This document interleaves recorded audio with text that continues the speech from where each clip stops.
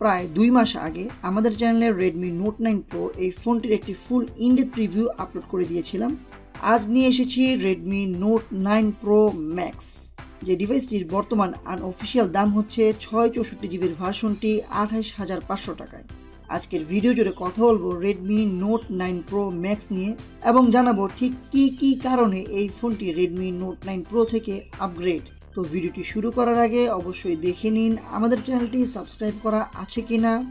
Subscribe করা না থাকলে অবশ্যই আমাদের চ্যানেলটি সাবস্ক্রাইব করে নেবেন এবং অবশ্যই বেল বাটনটিতে ক্লিক করে নেবেন।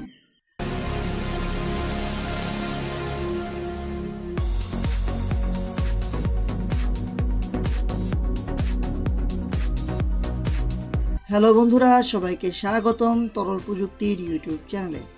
আমাদের আজকের ভিডিওটি স্পন্সর করেছে বসুন্ধরা সিটির অন্যতম বিশ্বস্ত শপ স্মার্ট ভ্যালি। তাদের কাছে Redmi Note 9 Pro Max এই ফোনটির 664 জিবির ভার্সনটি পাওয়া যাবে 28,500 টাকায়। এছাড়াও যে কোনো স্মার্টফোন ও গ্যাজেট বাজারের সবচেয়ে কম দামে পেতে যোগাযোগ করুন স্মার্ট ভ্যালির সাথে। আর আমাদের সাবস্ক্রাইবারদের জন্য রয়েছে স্পেশাল ডিসকাউন্ট।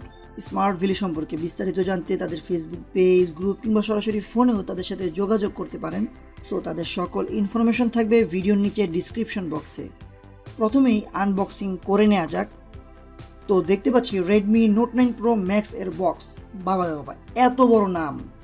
বক্সের পিছনে ফোনটির হাইলাইটেড ফিচারগুলো দেয়া আছে। তো বক্সটি খোলা যাক। বক্সটি খুললেই ভিতরে পাচ্ছেন আরও একটি বক্স, যেখানে থাকছে একটি sim ejector pin, user manual ও ফকিন্নি মার্কা পাতলা ট্রান্সপারেন্ট ব্যাক কভার। আর নিচেই থাকছে মূল ডিভাইসটি। ও কি লাগছে! বক্সে আরও পাচ্ছেন একটি টাইপ সি চার্জিং কেবল ও এর মূল আকর্ষণ বক্সে থাকা 33 ওয়াটের ফাস্ট চার্জার।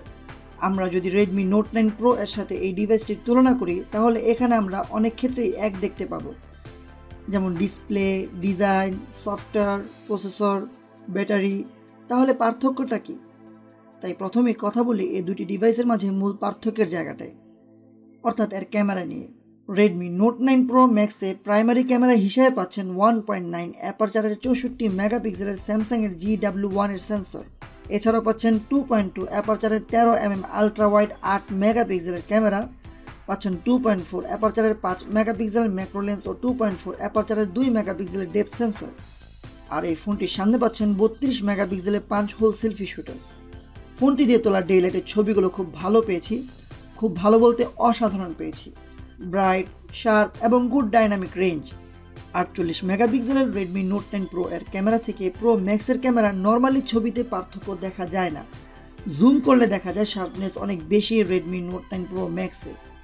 এছাড়াও ছবিগুলো একটু ওয়ার্ম আসছিল। তবে এই ফোনটি সবচেয়ে ভালো লেগেছে রাতের ক্যামেরা, যেখানে খুব অন্ধকারেও ভালো শার্প ছবি পাচ্ছিলাম Redmi Note 9 Pro Max দিয়ে। কিছু ছবিতে গ্রেন ও নয়েজ পেলেও ছবিগুলো ব্রাইট ছিল, তাই দেখতে ভালো লাগছিল। নাইট মোডে চমৎকার ছবি পেয়েছি। সো যারা নাইট ফটোগ্রাফি পছন্দ করেন তাদের কাছে এই ক্যামেরা অবশ্যই ভালো লাগবে। এছাড়াও প্রো কালার মোডে কালার বুস্টেড ছবি পেয়েছি। ছবিগুলোর ডিটেলস খুবই ভালো লেগেছে, যেখানে হাইলাইট ডিটেলস ও শ্যাডো ডিটেলস ছিল চমৎকার। এছাড়াও ওয়াইড অ্যাঙ্গেলে তোলা ছবিগুলো খুব ভালো পেয়েছি, যেখানে ডাইনামিক রেঞ্জ পেয়েছি একটু ডিসেন্ট। নর্মালি বাকি ক্যামেরাগুলো সেম Redmi Note 9 Pro এর মতোই। এই ফোনটির 5 মেগাপিক্সেলের ম্যাক্রো লেন্স আমি বলতে পারি one of the best macro lens, যেখানে খুব ভালো পরিমাণে ম্যাক্রো ছবি ক্যাপচার করতে পারছিল এবং ছবিগুলোতে খুব ভালো ডিটেলসও পাচ্ছিলাম। আর এই ফোনটিতে মোটামুটি অল্প আলোতেও ভালো ম্যাক্রো ছবি ক্যাপচার করা যাচ্ছিল। পোর্ট্রেট মোডে ভালো ছবি পেয়েছি, এখানে এজ ডিটেকশন খুবই ভালো লেগেছে এবং ডিটেলসও ভালো পেয়েছি। ফোনটির সামনের ক্যামেরার ছবিগুলো ডে লাইট ও লো লাইট উভয় অবস্থায় ভালো ছবি আসছিল, যেখানে ভালো ডিটেলস পেয়েছি। হাইলাইট ব্লোন আউট হয়ে যাচ্ছিল না। এখানে সামনে পাচ্ছেন 32 মেগাপিক্সেলের ক্যামেরা, এই কারণে ছবিগুলো শার্প লেগেছে। আর সামনের ক্যামেরার পোর্ট্রেট মোডেও ভালো ছবি আসছিল। আর লো লাইট সেলফিও অনেক ভালো লেগেছে এই ফোনটিতে। হাই এভরিওয়ান, এটা হচ্ছে Redmi Note 9 Pro Max। এই ফোনটির সামনের ক্যামেরার ভিডিও স্যাম্পল। এই ফোনটির সামনে পাচ্ছেন 32 মেগাপিক্সেলের সেন্সর। মূলত ক্যামেরাতেই কিন্তু Redmi Note 9 Pro এবং Note 9 Pro Max এই দুটি ফোনের মাঝে বেসিক পার্থক্য। সো ক্যামেরা এটা গেলো একটা আপগ্রেড। আর এতে দ্বিতীয় আপগ্রেড হচ্ছে বক্সে থাকা 33 ওয়াটের ফাস্ট চার্জার। এখানে ব্যাটারি সেম, অর্থাৎ 5020 mAh এর বিশাল ব্যাটারি। এখানে মাত্র 30 মিনিটে 50% চার্জ হয়ে যাচ্ছিল। আর ফুল চার্জ হতে সময় নিচ্ছিল 75 মিনিট। সো এটা আমার কাছে খুব ভালো একটা আপগ্রেড লেগেছে। এই দুটি পার্থক্য ছাড়া বাকি বিষয়গুলো Note 9 Pro এর সাথে প্রায় মিলে যায়। ডিসক্রিপশনে থাকা লিঙ্ক থেকে Redmi Note 9 Pro এই ফোনটির 15 দিন ব্যবহার করার পর ভিডিওটি দেখে আসতে পারেন। তাহলে Redmi Note 9 Pro Max এরও ডিসপ্লে, ডিজাইন, সফটওয়্যার, প্রসেসর এবং গেমিং নিয়ে বিস্তারিতভাবে জানতে পারবেন। তবুও এই ভিডিওতে এর বাকি স্পেকগুলো নিয়ে কথা বলি। এই ফোনটিতে ডিসপ্লে হিসেবে পাচ্ছেন 6.67 ইঞ্চির ফুল এইচডি প্লাস রেজুলেশনের IPS LCD প্যানেলের ডিসপ্লে, যার পিক্সেল ডেন্সিটি 395 ppi।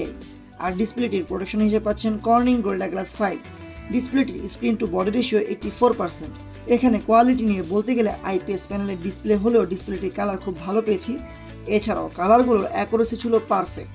পাঞ্চি ও ভিভিড এই ডিসপ্লেটির সানলাইট ভিজিবিলিটি ছিল ওকে, তবে এই বাজেটে অন্তত 90 হার্জ কিংবা অ্যামোলেড ডিসপ্লে আশা করছিলাম। ডিজাইনের কথা বললে ফোনটি দেখতে অনেক প্রিমিয়াম। ব্যাক প্যানেলে স্কোয়ার কাট ক্যামেরা ডিজাইন আর নিচে ছোট্ট করে লেখা 64 মেগাপিক্সেল, যেখানে Redmi Note 9 Pro তে ছিল 48 মেগাপিক্সেল লেখা। তো এটা একটা পার্থক্য, যেটা সামান্য পার্থক্য।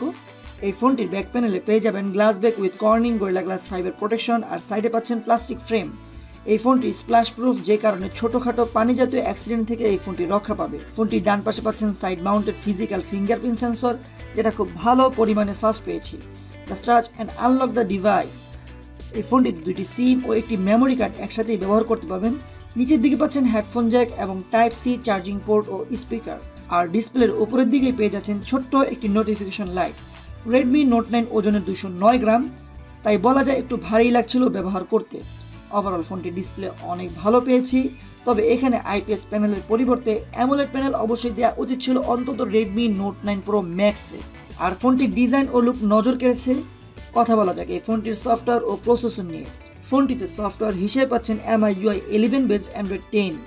আর এখানে প্রসেসর হিসেবে পাচ্ছেন 8 ন্যানোমিটারের স্ন্যাপড্রাগনের 720G এর প্রসেসর। আর জিপিইউ হিসেবে থাকছে Adreno 618। এই ফোনটি পাওয়া যাবে 664, 6128 এবং 8128GB UFS 2.1 এর এই তিনটি ভার্সনে। ফোনটির সফটওয়্যার ও প্রসেসর পারফরমেন্স নিয়ে এখানে আর কথা বাড়াচ্ছি না। আমাদের কোনো গেমিং রিভিউ আছে, দেখে আসতে পারেন। এক কথায় পারফরমেন্স অসাধারণ। No lag, animation transition speed পেয়েছি অনেক ফাস্ট। ফোনটির অন্তত বেঞ্চমার্ক স্কোর 2,78,000 প্লাস। সো বলা যায় heavy rough and tough use বা রেগুলার ইউজে ফোনটি ভালোই সার্ভাইভ করবে। তো প্রথম কথা হচ্ছে এই ফোনটি কাদের জন্য। আপনার ক্যামেরা দরকার, ভালো ক্যামেরা, তাহলে বলে দিচ্ছি এ বাজেটে বেস্ট ক্যামেরা হচ্ছে এই ফোনটিতে। আপনার কি অনেক ফাস্ট চার্জ দরকার, তাহলে নিয়ে নিতে পারেন Redmi Note 9 Pro Max। আপনার যদি ক্যামেরা মেইন প্রায়োরিটি না হয়ে থাকে তাহলে অফ যান, কিছু টাকা বাঁচান, Redmi Note 9 Pro কিনে নিয়ে এসে হ্যাপি থাকুন। আমার কাছে মনে হচ্ছে Redmi Note 9 Pro তে অন্তত আরও কিছু আপগ্রেড দরকার ছিল, যেমন অন্তত এর ডিসপ্লেটা সুপার অ্যামোলেড প্যানেল হওয়া উচিত ছিল, কিংবা 90 হার্জ অথবা 120 হার্জ রিফ্রেশ রেট। তবে এই ফোনটির ভালো দিক হচ্ছে এর camera, design, software, processor. Overall বলা যায় একটা পারফেক্ট প্যাকেজ। এই ফোনটির বর্তমান দাম হচ্ছে 28,500 টাকা। দাম শুনে ঘাবড়ে যাবেন না, কারণ বর্তমান যে অবস্থা, এই অবস্থায় ফোনের দাম একটু বেশি। তো ভিডিওটি ভালো লেগে থাকলে অবশ্যই এই ভিডিওটিতে একটি লাইক দিতে ভুলবেন না। আর এই ফোনটি সম্পর্কে আপনার যে কোনো মতামত কিংবা প্রশ্ন থাকলে কমেন্ট বক্সে অবশ্যই জানাতে ভুলবেন না। ধন্যবাদ সবাইকে। বন্ধুরা, এমন সব আকর্ষণীয় ভিডিও পেতে অবশ্যই লাইক, কমেন্ট এবং সাবস্ক্রাইবের মাধ্যমে তরল প্রযুক্তির পাশেই থাকুন। আর আমরাও থাকবো আপনাদের পাশে এমন আরও অনেক আকর্ষণীয় ভিডিও নিয়ে। তরল প্রযুক্তি, প্রযুক্তি যেখানে পানির মতো সহজ।